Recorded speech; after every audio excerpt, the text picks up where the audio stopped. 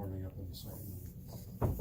We just weren't playing great behind him. He really wasn't that bad. I was probably most disappointed that, we talk about, especially good teams, which everybody in the postseason is a good team. You can only give them 3 outs in an inning. When you don't make some plays, you give good teams 4 outs or maybe 5 outs, you're destined to give up runs. And we just didn't play real clean early on. Of course, we made a great play to get off the field to end the inning, but you felt like Nick was pitching pretty good. I mean, just a couple balls, he got up and they put some good swings on it. But as you saw, after that, once he settled in and got the offense going, and he got into a groove. So, like you said, we had the confidence he was going to get it going. I wish we'd have played a little cleaner behind him. But this time of the year, just compete, just move on, just nothing you can do about it. Just move on to the next play.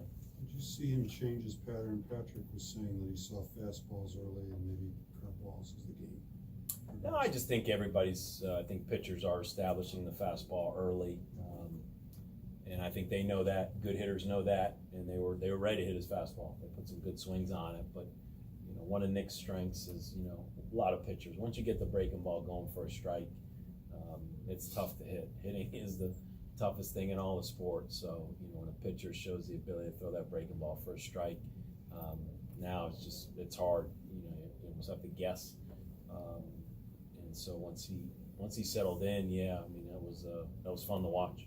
Coach, I know you're pretty confident in all your guys, but for Michael to come in, strike the last 3 guys out the way he did, with 2 runners in scoring position, how impressive was that to you? Just the way he handled the whole situation. Yeah, we feel like his closer numbers aren't super gaudy. We felt like we've had multiple closers all year. That's why we ran Kirian back out there, because you saw how good Kirian looked in the 8th. And sometimes you don't want to overcoach and keep changing guys, and let's let Michael might just run out there and finish this thing. And when the leadoff walk is probably the kiss of death in the 9th, and give their hitter a lot of credit. That was backside double down the right field line. That's just a really good at bat. So they got a ton of momentum.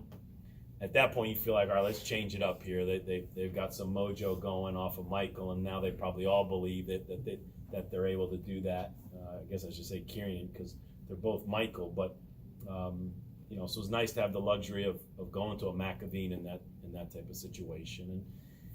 And we're the home team, and my message to Michael was, even if they score the 2 runs, there's nobody out, that's fine. Just no free passes. They got to earn this. If they earn it, hey, we tip our hat, and we're the home team, and we'll win this in the bottom of the 9th or whenever. But no way are we giving them free passes.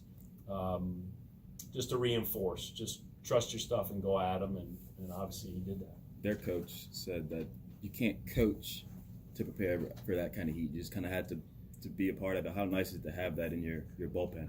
Yeah. I mean, I think that's a big boost to this team this year. Was our bullpen with those guys you saw tonight, Hoeing and Kirian and McElveen, and we got other guys. So that's the good feeling right now that we've got Elliott and Luke Smith and guys Poland and guys that can run out there. So this is tournament baseball. Those guys will be able to bounce back and look forward to a real tough game tomorrow. Nick said he fed a little bit off of some of the offense early, got the game back even. But how much do you think the rest of the team fed off the confidence and emotion, execution that he kind of showed? Yeah, I think it's contagious. We talk about it. I say we're an emotional type team.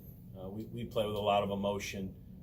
As I think Nick mentioned it, or somebody, playing for each other, and this is not about you, this is about the team. And so whether it's a hitter that shows emotion or a pitcher, and we show a lot of highlight videos, and we got a lot of really good highlights over the years, and they usually show a lot of emotion, so as I've heard the saying in a movie, we covet what we see. And so these guys see that a lot. They see the emotion in the highlight films over the years, and when it's their time, because they want it so bad, it just comes out. So that's what makes college baseball so much fun.